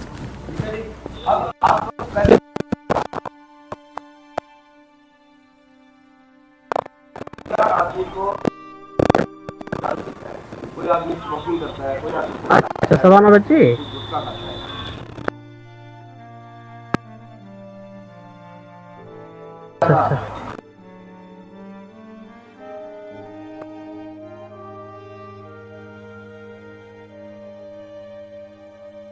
अच्छा अच्छा, आईडी नंबर बता दी बच्ची ना, मीटिंग चल रहा है एक तो उठाओ तो बच्ची ना। हाँ तो रुक जाओ, आईडी नंबर बता दी बहनी, 1 मिनट इसे रुके रहो बच्ची।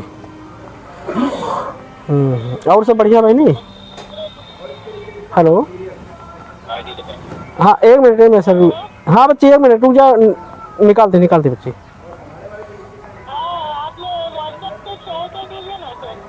एक मिनट रुक जाना, ऐसा है कि मीटिंग चल रहा है।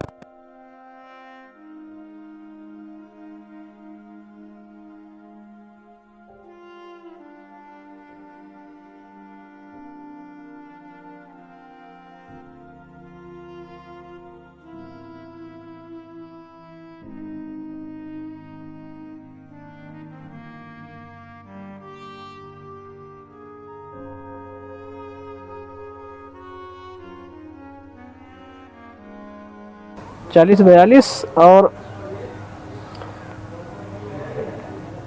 1 मिनट 40 42 35 मोबाइल नंबर नहीं है।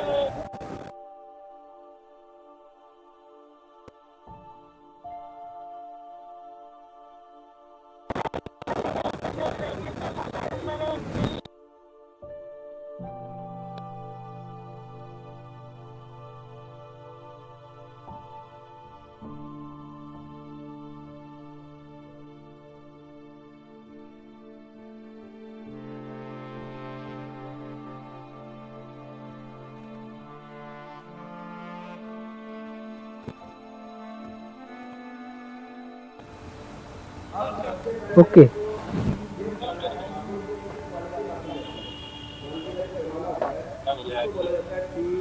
हाँ भैया, अरे हाँ हो गया, मोबाइल से भी।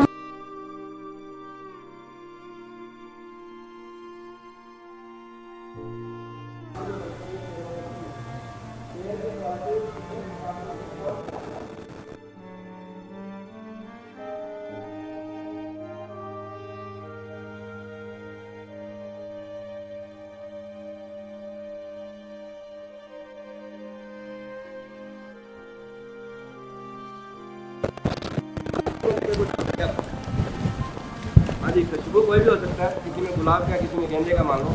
आप उससे ये पूछो सर ये दोनों में बराबर लिखा हुआ है आपको, क्वालिटी को लेकर कोई डाउट है क्या? क्वालिटी को लेकर कोई डाउट नहीं रहा, क्वालिटी बराबर है मान लो। अब उसको बोलो सर रेट को देखो, ये 60 रुपए का, ये 42 रुपए प्रिंट है, कितने रुपए कम है हमारा? 18 रुपए हमारा रेट कम है। किससे? डिटॉल से। क्वालिटी को लेकर कोई डाउट नहीं है, उसके भ्रम दूर करके भेजने हैं। अब उसको बोलो सर अगर आपका अमेरिका कार्ड बन जाता है तो ये 42 रुपए वाला आपको कितने का मिलेगा? 34 रुपए का। जी अब 8 रुपए और कम कर दो, इसमें 8 जोड़ दो, चलो कितना हो गया जी? 26 रुपए कम हो गया। ये कितना कम हो गया जी? 26 रुपए। अब उसको बताइए सर, अगर आप जो नए लोग ध्यान दीजिए, अगर आप महीने में 100 परचेज वॉल्यूम से लेके और 1499 रुपए के बीच का परचेज करते हैं प्रोडक्ट, 500 का ले लिया, 800 का ले लिया, 200 का ले लिया, 1000 का ले लिया, अपनी मर्जी से कैसे भी ले आप। पहली बार 2000 का लेना होता है, उसके बाद आप अपनी मर्जी से कितना भी लेते हैं हर महीने। तो मान लो पूरे 6 महीने बाद ये टोटल परचेज हो जाती है 5000, मान लो समझने के लिए, कभी 1000, कभी 2000, कभी 1200, कभी 800, ऐसे मान लो। तो इसका जो 12% पैसा होता है उसका आपको सामान मिलता है, जैसे 600 रुपये बन गया तो 600 रुपये का आपको सामान फ्री मिलता है 7वें महीने। यानी कि आरसीएम में अगर आप किसी को भी ज्वाइन नहीं करवाते हैं, केवल स्वास्थ्य लाभ लेते हुए केवल इसके यूजर बन जाते हैं, केवल सामान खरीदने लग जाते हैं, अपनी दुकान अपना किचन बदल देते हैं, तो भी आरसीएम आपको साल में 2 बार सामान फ्री देता है। ताली होनी चाहिए कि नहीं होनी?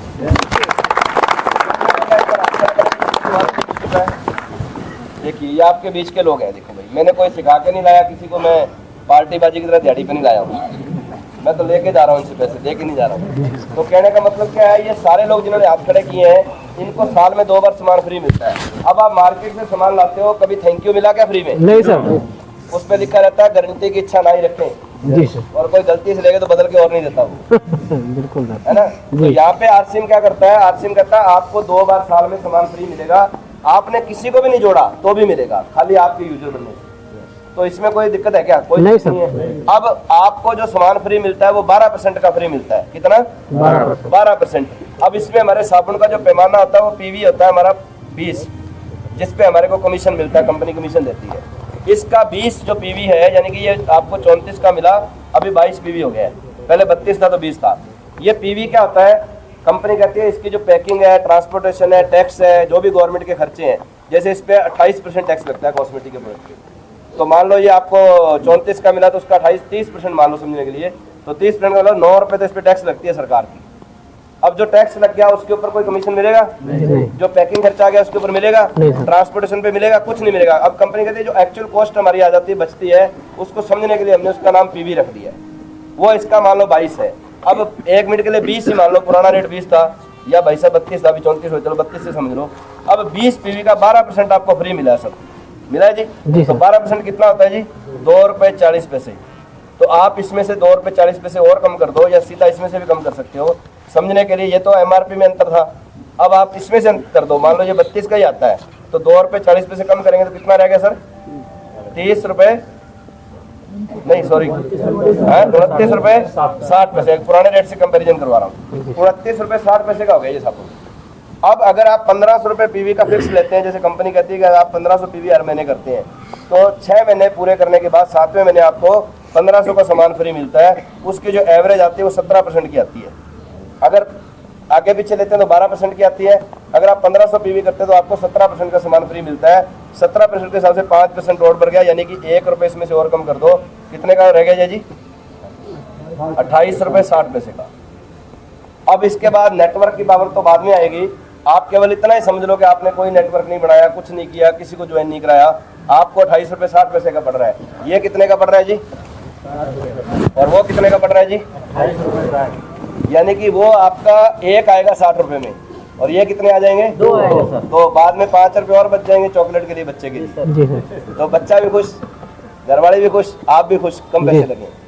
यानी कि आप इस बात की टेक्निक को समझो। जिन लोगों की ये गलत फहमी रहती है कि आरसीएम का सामान महंगा है, देखो 2 में 2 जोड़ते हैं, राजस्थान में 4 होते हैं, उत्तर प्रदेश में 4 ही होते हैं, अच्छा बिहार में भी 4 होंगे, जम्मू कश्मीर में भी 4 होंगे, पूरी दुनिया में चले जाना 2 में 2 जोड़ोगे 4 होंगे। मैंने आपके सामने बिना कोई मोटिवेशन दिए, बिना कोई ऊपर नीचे की बात किए, मैंने आपके सामने कैलकुलेशन की है। ये कैलकुलेशन आप किसी से जाके करवा लो। अगर आपके यहाँ कोई टीचर है तो उससे करवा लो, स्टूडेंट है तो उससे करवा लो, सीए है तो उससे करवा लो, वकील है तो उससे करवा लो। गलत है क्या ये बताइए? ये फार्मूला काम करता है। अब आपके सामने ये कैलकुलेशन हुई है। अब बताइए, अगर आपने इस तरीके से ये 2 चीजें सामने वाले को प्लान के साथ ही बता दी तो क्या उसको महंगा लगेगा? नहीं सर। उसको उसी समय ये बात क्लियर हो जाएगी कि इसमें कोई महंगा नहीं है। उसको सारे प्रोडक्ट समझ में आ जाएंगे कि ये महंगा अगर 2 रुपये दिख रहा है तो क्यों दिख रहा है, और सस्ता दिख रहा है तो कैसे दिख रहा है। मैंने आपके सामने ये उदाहरण दिया है कि ये प्रोडक्ट आपका 28 रुपये 60 पैसे का पड़ता है। आप थोड़ा सा और मान लो, अगर अब आप नेटवर्क बनाना शुरू कर देते हैं, आपने लोगों को ज्वाइन करवाना शुरू कर दिया, फिर क्या हो सकता है, मान लो आप यहाँ पे ज्वाइन होते हैं और आपने केवल 2 लोगों को जोड़ा और इनके माध्यम से 2000 और आपने 1000 का सामान खरीदा, मान लो पूरे महीने में, ये 5000 का बिजनेस हो गया। 5000 के ऊपर हमारी कंपनी का 2% स्लैब शुरू होता है। अब उसके ऊपर मैंने 20 PV लिखा था, 2% के हिसाब से 40 पैसे और कम हो जाएंगे ये लोग। अब बताइए कितने का पड़ गया वो, 29 रुपये कुछ का था, तो 40 पैसे और कम हो गया ना, आपका स्लैब 5000 का आता है तो, और इस पे भी कमीशन मिलता है। और अगर आप 1 साल इस बिजनेस को करते हैं तो आपका ये बिजनेस जो है मान लो 22% लेवल पे आ जाता है। 2% मैंने पहले कम कर दिया, 20 और बच गया, 20% और कम लगा लो साबुन का, तो लगाओ कितना हो गया, 20 का 4 रुपये और कम हो गया जी। अब बताइए कितने का बढ़ गया।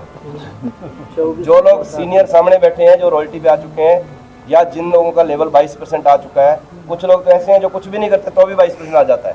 1 लाख चलेगी तो भी आ जाएगा, तो भी आएगा 1 साल में। आप किसी को मत जोड़ो तो भी आएगा, क्योंकि इसमें 2 ग्रुप चलाने होते हैं। एक आपका 22 लाख चल जाता है, चलाना तो खुद ही होता है लेकिन चल जाता है। ये 1 लाख नहीं चल गई, आपने कुछ नहीं किया तो भी 22% का लेवल आएगा कि नहीं आएगा जी? 1 साल बाद आ जाएगा। 1 साल बाद आपका यही साबुन 4 रुपये 40 पैसे और कम हो जाता है। वहाँ पे 5 रुपये साबुन का रेट बढ़ेगा साल बाद, यहाँ पे 5 रुपये और कम हो रहा है। अगर इसको 29 में से 5 और घटा दो तो ये 24 रुपये का पड़ता है। वहाँ पे 65 का हो जाएगा, यहाँ का 24 वाला। चलो यहाँ भी महंगाई बढ़ जाती है तो यहाँ मान लो 30 का हो जाता है, ऐसे समझ लो, तो भी वो 65 का या 30 का है। तो ताली नहीं होनी चाहिए क्या? ये बात आपको समझ में आई सर? जी सर। ओके, अब थोड़ा सा और बात करते हैं। अगर आपसे एक क्वेश्चन पूछता हूँ, क्लियर हो गया ना यहाँ तो मामला? क्योंकि आज आपको कुछ समझ के जाओ तब है। अगर चुटकुले सुनने तो वो सुना देता हूँ 2-4। हाँ जी, नहीं सुनने? ठीक है, चल रही बात समझ में आ रही है? आप दीदी लोगों को आ रहे हैं ना? किस किस को आ जाए हाथ खड़ा कीजिए। क्या बात है, ताली बजा दीजिए। देखो क्योंकि आपके यहाँ पे आपका ही मैटर है, सारा किचन का ही मैटर है ना, आपको पता लगना चाहिए। जैसे मेरी शादी हुई सर, तो मेरे को घरवाले ने लिस्ट दी भी ये सामान लेके आओ, तो मैं मेरे एक दोस्त के किराने की दुकान में चला गया और उस समय मैं आखिर नहीं करता था, तो उसने मेरे को साबुन का नाम लिख के दिया, रिन, कपड़े धोने का सर। तो मैंने जाके लिस्ट उसको दे दी, मेरे दोस्त की दुकान थी। तो उसने क्या किया, रिन उसके पास था नहीं, उसने डाल दिया व्हील, और मेरे को बताया ही नहीं। और उसने बोला एक ही बात होती है, मैंने सोचा एक ही होती होगी। घर पे जाके मैंने दे दिया, और मेरी पत्नी थोड़ा मेरे से ज़्यादा पढ़ी लिखी है, तो वो मेरे को बोलती है ये क्यों लाए हो, लिखा कौन सा था? मैंने कहा भाई उस दोस्त है डाल दिया होगा, तो कोई बात नहीं, अब ये काम चला लो। तो उसने कहा एक शर्त है, अगर ये साबुन घर पे रहेगा तो आज के कपड़े तेरे को धोने पड़ेंगे। तो अब बताइए क्या करता मैं? 2 ऑप्शन थे, या तो उसको बदल के लाऊं या फिर कपड़े मैं ही धो। तो मैंने कहा मैं बदल के ले आता हूँ। तो अगर जो दीदी लोगों को अगर कोई चीज़ पसंद नहीं है तो वापस जाते कि नहीं जाती है? जी सर। तो ये आपको जरूर समझना। जैसे आप लोग क्या है, मैं जाके बताओगे ना, जैसे आप अभी मैंने आपको बताया, ये सबको बताना आपने। ऐसे हमारे यहाँ न्यूट्रीचार्ज की बात हो रही थी, न्यूट्रीचार्ज प्रोडक्ट हमारा पड़ा है, ऐसे हमारे गामा की बात होती है। न्यूट्रीचार्ज वुमेन एक ऐसा प्रोडक्ट है, कोई भी छोटी बच्ची 13 साल से लेके और जिस बहन को पीरियड आपका जब तक बंद नहीं होता तब तक वो लेती है, उसको जिंदगी में कभी भी डॉक्टर के पास नहीं जाना पड़ेगा। इतनी पावरफुल चीज़ है जी सर। डेली खाना खाने के बाद थोड़ा ध्यान से सुनेंगे, वो आपके अंदर बाहर सारी चीज़ें सही करती है, अकेली वही है। तो वो अलग सब्जेक्ट है, बहुत सारे प्रोडक्ट हमारे पास पड़े हैं।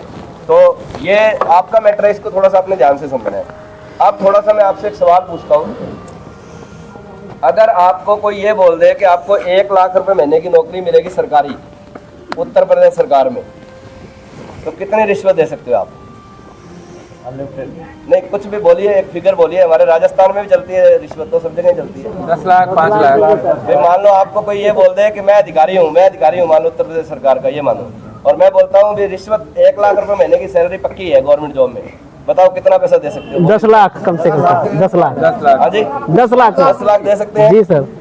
10 लाख कोई बोल रहा है, 15 लाख कोई लोग 20 भी बोल देते हैं, चलो 10 लाख ही मान लो। यानी कि अगर किसी को सरकारी नौकरी 1 लाख की मिल जाए तो वो 10 लाख रुपए रिश्वत दे सकता है। जी सर। सही है जी? जी सर। अब मैं आपको एक फार्मूला बता रहा हूँ कामयाबी का। आपने 10 लाख रुपए 1 लाख के लिए आप दे सकते हो, उसमें भी आपकी सिरदर्दी रहेगी, कभी आपको बॉस तंग करेगा, कभी और कोई तंग करेगा, कभी कुछ होगा। उसमें एक फार्मूला बता रहा हूँ, अगर उस फार्मूले पे आप चल पड़े तो आप 1 लाख रुपए महीने के इंसान ये 2025 दिसंबर तक बन जाओगे।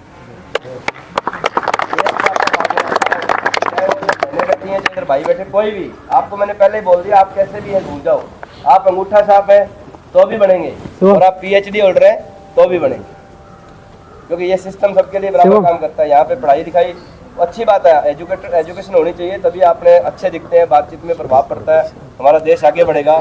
तभी छाबड़ा जी शिक्षा के ऊपर पैसा अभी दे रहे हैं, उसको मतलब सेवा के रूप में बढ़ा रहे हैं, तो वो अच्छी चीज़ है। लेकिन आप ये मत समझो कि शिक्षा का मतलब नौकरी होता है ना। तो आप शिक्षित बनिए, लेकिन अगर आपका टारगेट है कि मेरे को 1 लाख की नौकरी चाहिए या 1 लाख की इनकम चाहिए, तो आप 2025 दिसंबर तक मैं आपको जो बता रहा हूँ, अगर आपने वैसा कर लिया तो आप इस दिसंबर 2025 में 1 लाख रुपए महीने पे आ जाएंगे।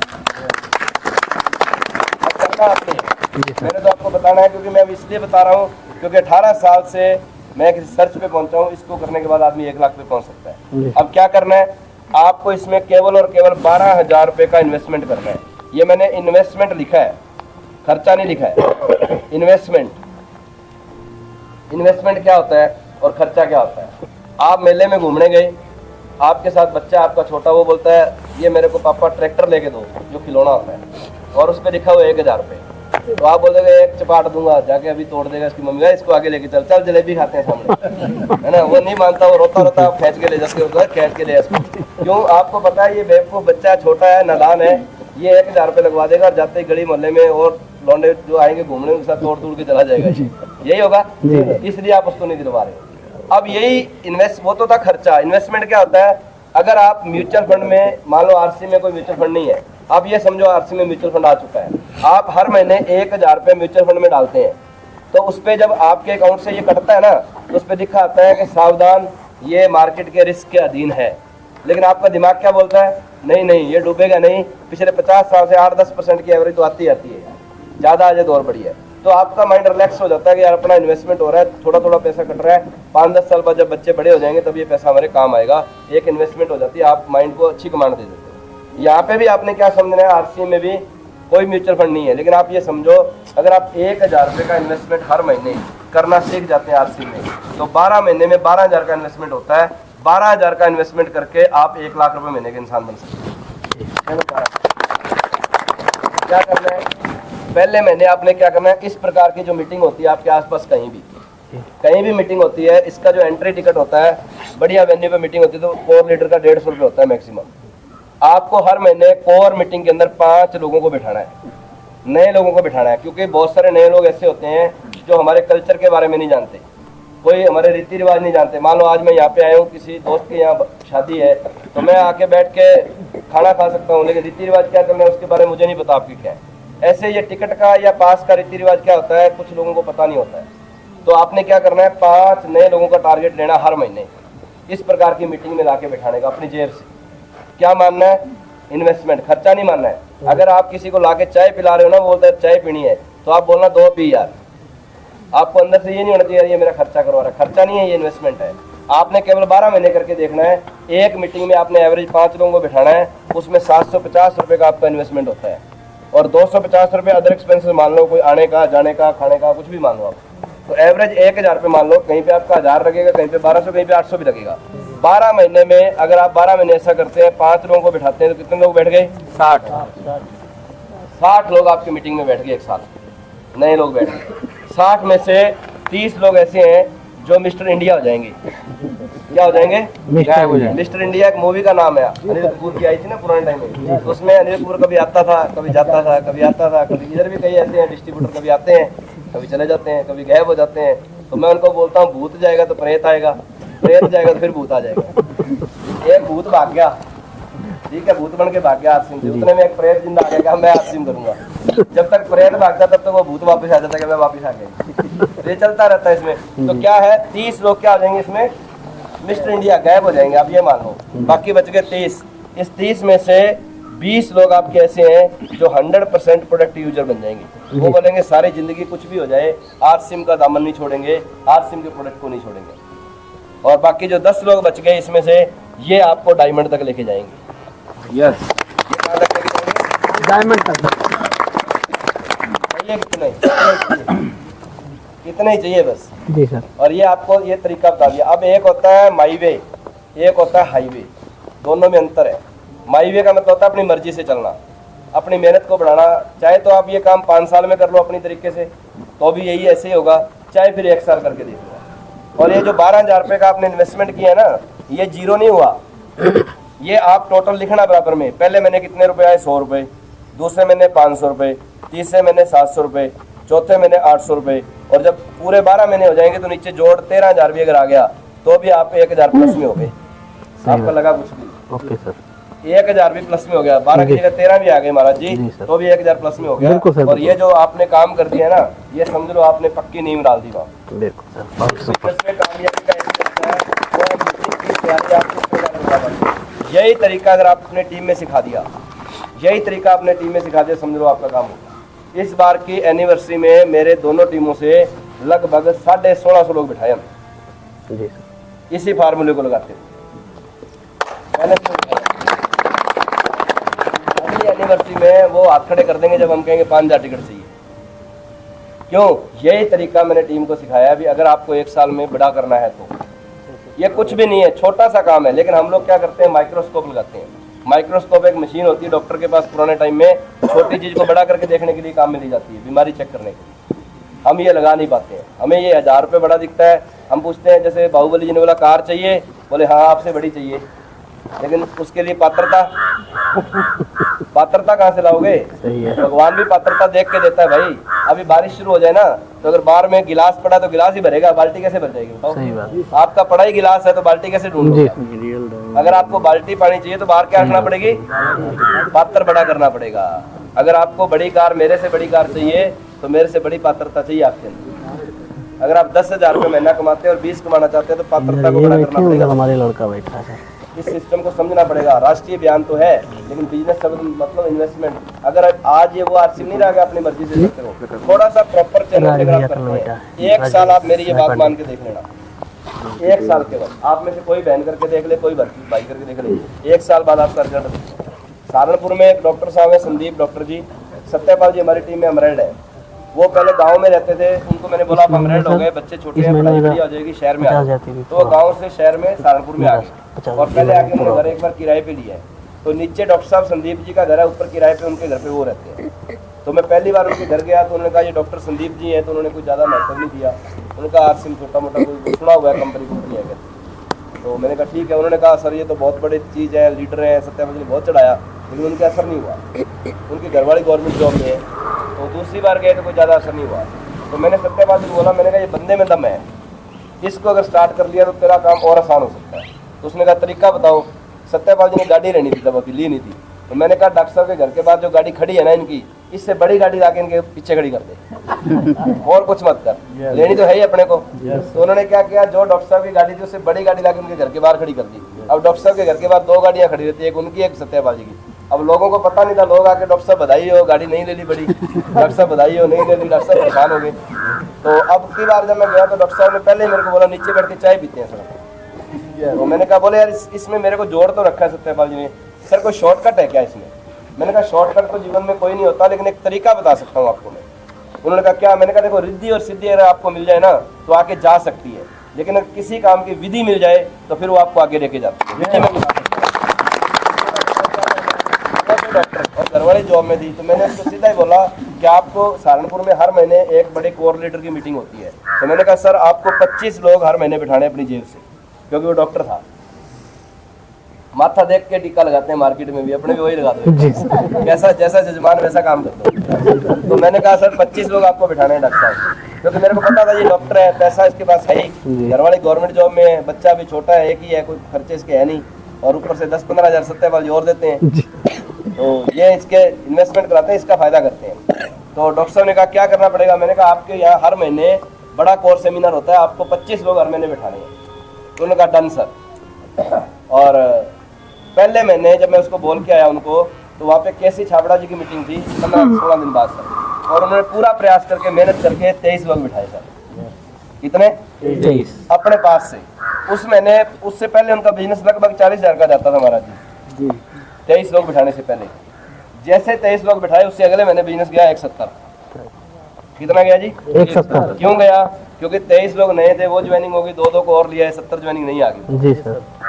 क्योंकि जो 23 लोग वहाँ गए हैं उनके अंदर अगर लाल रंग का खून है तो वो अपना रंग दिखाएगा, जी सर।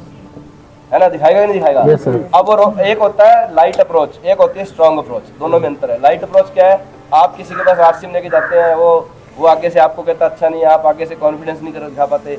एक होता है स्ट्रॉन्ग अप्रोच, वो क्या होती है, उन्होंने डॉक्टर साहब ने क्या किया, आप भी कर सकते हैं, बड़ी मीटिंग का हिस्सा बना दिया जाता। वो क्या थी, स्ट्रॉन्ग अप्रोच। जैसे ही 23 लोग उस मीटिंग में गए, उनके सारे डाउट क्लियर हो गए। जैसे एक बार एक लड़का लड़की की शादी हो जाती है और वो नोएडा में मान लो फ्लैट में रहने के लिए चले जाते हैं, वहाँ उनकी नौकरी थी। तो लड़की सुबह सुबह जोश में पहले दिन की उठती है और घरवाले के लिए चाय बना के लाती है और बोलती है जी उठिए चाय पीजिए। तो घरवाला उठता है तो क्या देखती है, सामने एक महिला कपड़े सुखा रही है, कांच के आर पार देखती है। तो वो क्या बोलती है अपने घरवाले को, ये महिला देखो कितनी बेवकूफ़ है, इतने मैले कपड़े डाल रही है, इसको तो कपड़े धोने नहीं आते। तो घरवाला चाय पी रहा होता, कुछ नहीं बोलता। 2-4 दिन फिर बाद वो उठती है, चाय लेके जाती, फिर बोलती है कितनी बेवकूफ़ महिला, आज फिर कपड़े सुखा रही है, ये तो धूल, इसको तो साफ ढंग से धोने नहीं आते। तो फिर एक दिन ऐसे बोलते कि इसकी माँ ने इसको कपड़े धोना नहीं सिखाया ढंग से। तो एक दिन संडे था और उस दिन कोई काम नहीं था और महिला उठी और दौड़ती हुई चाय लेके उछल के बोलती उठिए उठिए उठिए। तो घरवाला बोलता क्या हो गया, बोलते इस महिला ने कपड़े धोना सीख लिया, आज देखो कितने साफ कपड़े धो रही है। तो वो कहता आज मैं 5 बजे उठा था, अपने घर के कांच को मैंने साफ किया उठ के। हमारे कांच पे धूल थी, कपड़े तो पहले ही साफ थे।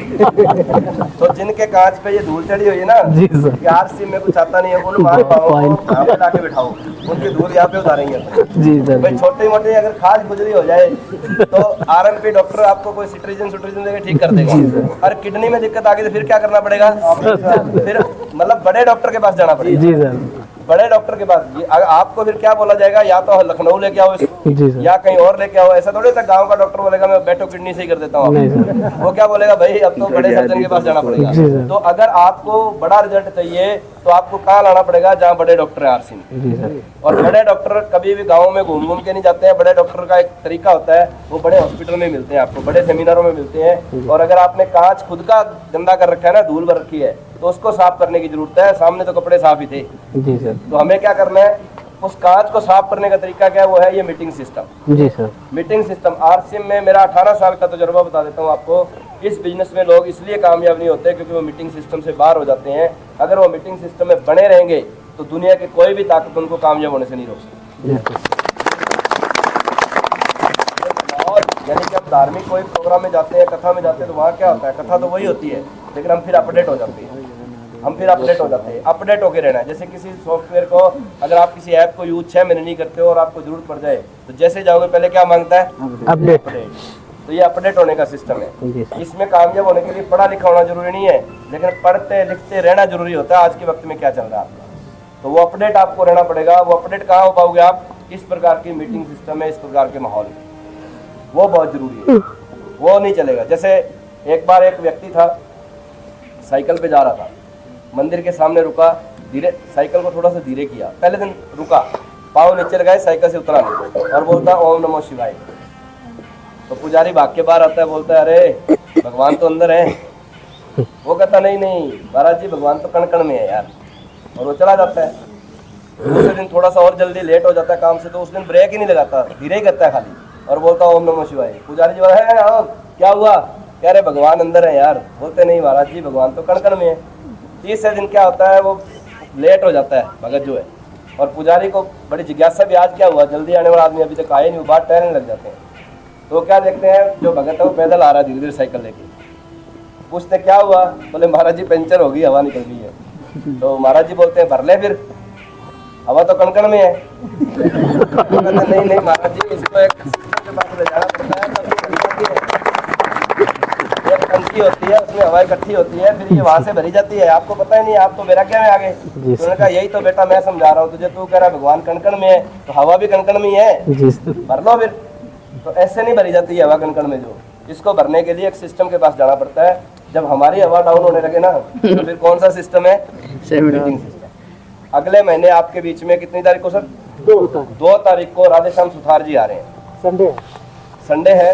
32-33 साल का लड़का है, देखिए आप 32-33 साल की उम्र में एक अच्छी कॉलोनी में बहुत शानदार घर बना लेना, बहुत बड़ी गाड़ी रखना, बच्चों को नंबर 1 स्कूल में पढ़ाना, घरवाली के ड्रीम पूरे करना, ज्वेलरी चाहिए, कपड़ा चाहिए, जो भी चाहिए, और अपने साथ साथ अपने भाई बहनों को मदद करना।